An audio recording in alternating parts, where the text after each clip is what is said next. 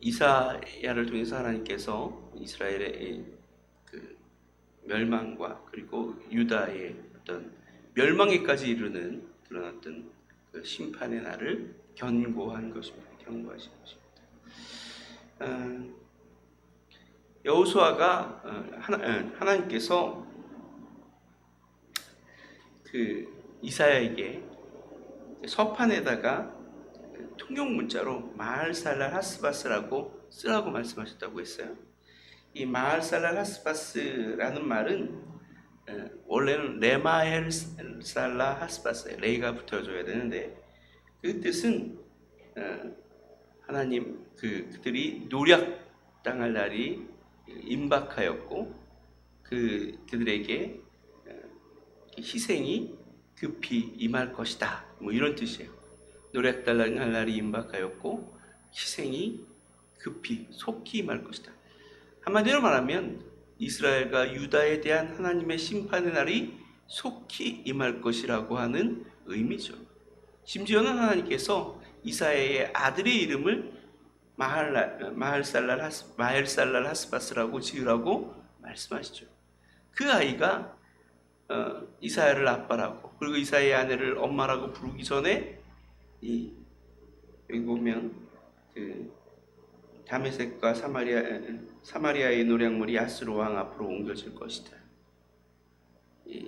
사마리아는 북이스라엘의 그 수도잖아요. 다메섹은 나중에 아수르의 수도가 되는 그런 곳인데 어쨌든 그 노략물들이 속히 옮겨진다는 것은 그것들이 모두 아수르 왕의 수중에 들어가게 될 것이라는 의미죠. 그리고 또 한편으로 그 예언하시는 것이 뭐냐 하면 그 5절 이후에 보면 이 백성이 천천히 흐르는 실로아의 물을 버리고 르신과 르말리아의 아들을 기뻐하였느니라. 그러므로 주 내가 흉흉하고 장일한 큰 하수 곧 아수르 왕과 그의 모든 위력으로 그들을 뒤덮을 것이라. 그 모든 골짜기가 차고 언덕이 넘쳐 흘러서 유다에 들어와서 가득하여 목에까지 미치리라. 이렇게 이어가고 있습니다. 그 실로아의 물은 그 유다에 흐르는 작은 그 강줄기 천천히 흐르고 그리고 또 이렇게 유속도 빠르지 않고 그 크기도 크지 않습니다. 근데 이게 유다에서는 생명줄이에요. 그 실로아의 물이 그 예루살렘 쪽으로 흐름으로 말미암아 예루살렘에 물이 공급되고 그 주변 사람들이 살 수 있는 것이죠. 하나님의 은혜입니다. 근데 이스라엘 백성들이 그것에 만족하지 못하는 것이죠. 그들은 아수르의 장이란 그 유프라데스 강을 큰 강이죠. 유프라데스의 강을 좋아하는 거예요. 원하는 거예요. 그래서 하나님께서 그 물줄기로 유다를 더 뒤덮게 하시겠다라고 말씀하십니다.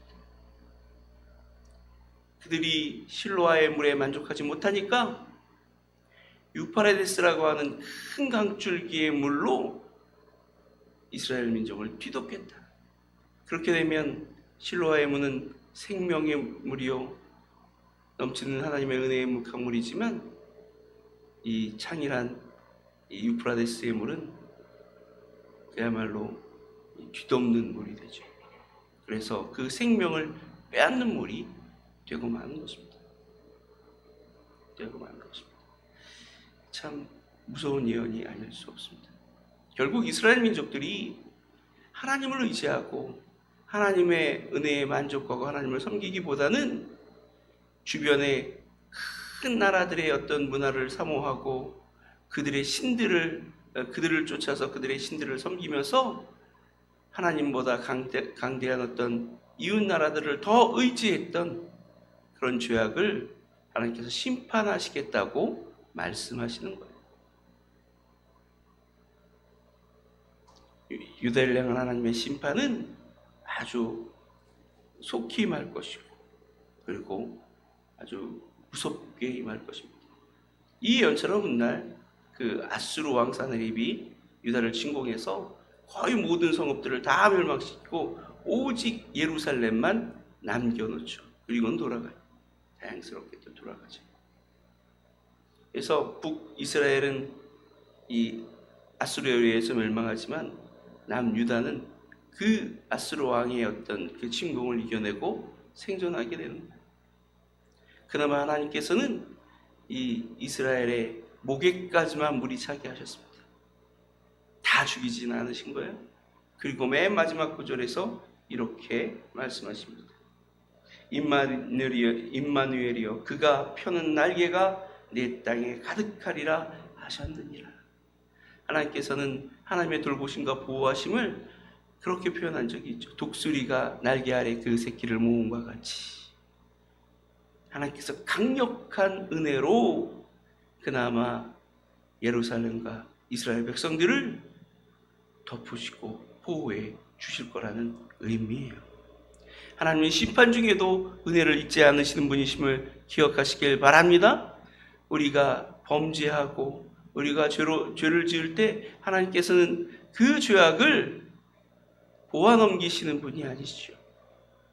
참으시되 끝까지 참으시는 분이 아니시죠. 우리가 돌이키고 회개하고 뉘우쳐 하나님께로 돌아가지 않으면 반드시 심판하시는 분이십니다. 반드시 심판하시는 분이세요. 우리가 주님 앞에 뉘우쳐 회개하지 않는다면 하나님께서는 결코 그 심판을 늦추지 않을 것입니다. 그러나 그런 중에도 우리를 완전히 버리지 않으시고 우리를 향한 구원의 은혜를 베풀어 주실 줄로 믿으시길 바랍니다.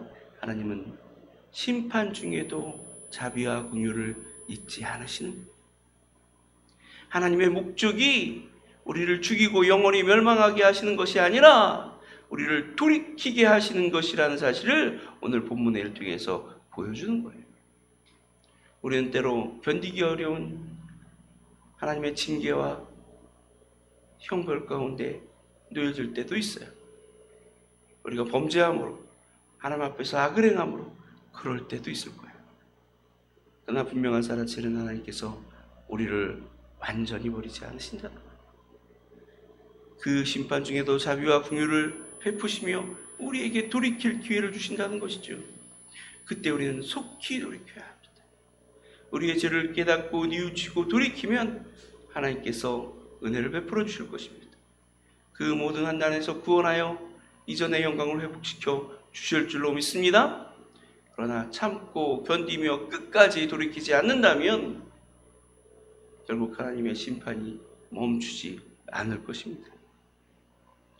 우리를 향하여 은혜와 자비를 베푸신 하나님을 늘 기억하고 그 은혜에 감사하되 결코 우리의 죄악과 우리의 악행을 보아 넘기시는 분이 아니라는 사실을 기억하고 항상 하나님 앞에 떨며 두려워하며 거룩한 삶을 살아가는 저와 여러분이 되시길 바랍니다. 혹 하나님 앞에 범죄하였을지라도 속히 돌이켜 뉘우쳐서 하나님의 정말 자비와 긍휼의 은혜를 늘 입으며 살아가는 저와 여러분이 되시길 주님의 이름으로 간절히 축원합니다. 지금 우리 다 같이 기도하겠습니다. 기도할 때 하나님